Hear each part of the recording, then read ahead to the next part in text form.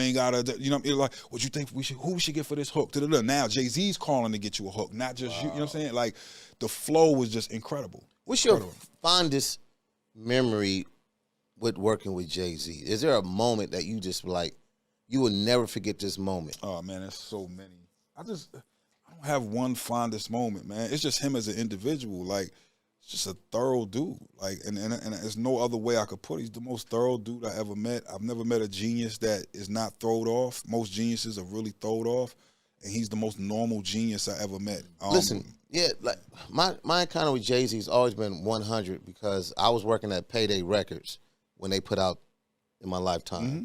So me working with Dame and Jay, and even when he sees me today, it's still like we still have that same rapport. Like, I remember he did me a favor.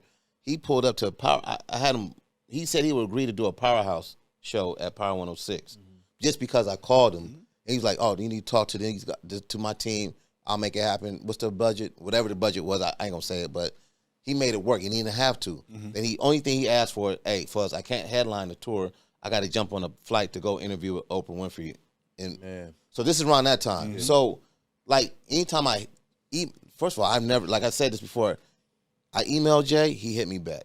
Like, I don't know what, he's acting like he's still on a BlackBerry the way he responds like an email, right? Yeah. So what you're saying is he's always been a stand-up guy, bro. Yeah, but bigger than that, man. Like, when me personally, right?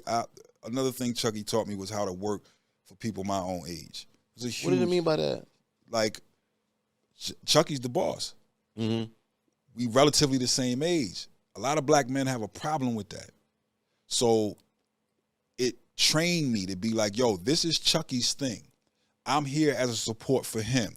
If we get into, I don't want to say an argument, just we have a difference of opinion on how something should roll, he listens to what I'm saying, but then he makes a decision. Once he makes that decision, I go execute. That's it. Yeah. It's the same thing with Jay. You're blessed enough that if you work at IBM or wherever, you know what I'm saying, you can't talk to the boss in your cubicle. Yeah. You're not talking to him about the plans of where the company's going and none of that. And so with me, I'm talking to Jay. He knows my opinion on now. I make records with him. I don't have nothing to do with sports management. I don't have nothing to do with 40/40s. I don't have nothing. I make music.